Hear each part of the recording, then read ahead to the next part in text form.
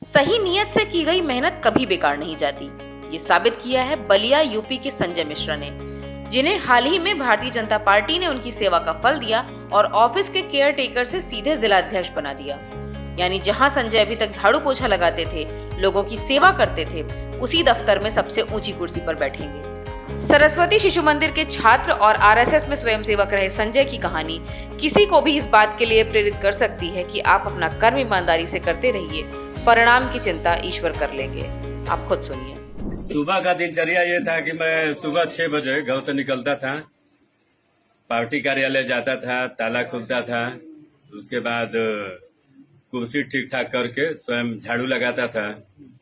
झाड़ू लगाने के बाद फिर मैं घर आता था और स्नान ध्यान करके पुनः कार्यालय चला जाता था देर रात्रि तक। कभी कभी तो ऐसा होता था कि किसी परीक्षा के कारण या किसी बीमारी के कारण किसी को हॉस्पिटल ही आना हो, परीक्षा के कारण विद्यालय आना हो, तो जो कार्यकर्ता होते थे वो मुझे फोन करते थे कि भाई मेरी लड़की आ रही है, चाहे लड़का आ रहा है, रात्रि में यहीं कार्यालय पे विश्राम करेंगे। तो वो फोन 11 बजे भी रात्रि में आ जाए, चाहे 12 बजे आ जाए, तो मैं बिना आलस्य किए मैं स्वयं जाता था।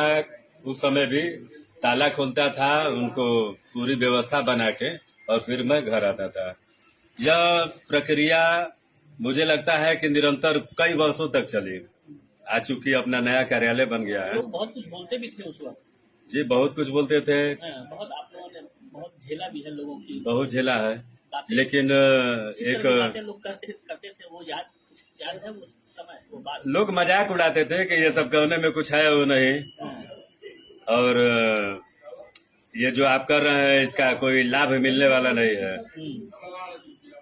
तो चूंकि आदमी हर विषय को नजरअंदाज करता था, मन में कार्यकर्ता का भाव था, तो कार्यकर्ता के भाव के नाते, चूंकि संघ का मैं स्वयंसेवक हूँ और संघ में स्वयं की प्रेरणा से काम करने वाला ही स्वयंसेवक होता है, इस भावना के साथ निरंतर चाहे कोई भी काम रहा हो, झाड़ू लगाना हो, कार्यालय बंद करना हो, खोलना हो, मंच का संचालन करना हो, माने किसी भी क्षेत्र में अगर लगाया जाए संगठन के द्वारा तो बखूबी उसका निर्वहन होता था।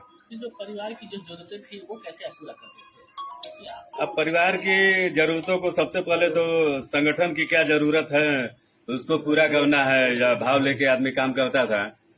कभी कभी मेरे पिताजी उस समय जिंदा थे, वो काफी नाराज हो जाते थे और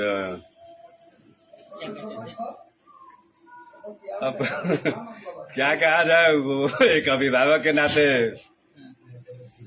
कभी कभी इस प्रकार की स्थिति का निर्माण होता था कि वो पिटाई भी कर देते थे। ये बहुत बड़े नेता हुए, दिन भर घर छोड़ के जाना है, तो परिवार की चिंता नहीं है। लेकिन कभी कभी आंखों में आंसू भी आ जाते थे, लेकिन अकेले उस चीज को आदमी सहन करता था और फिर थोड़ी देर बाद वही भाव लिए संगठन के काम के लिए आदमी आगे बढ़ता था।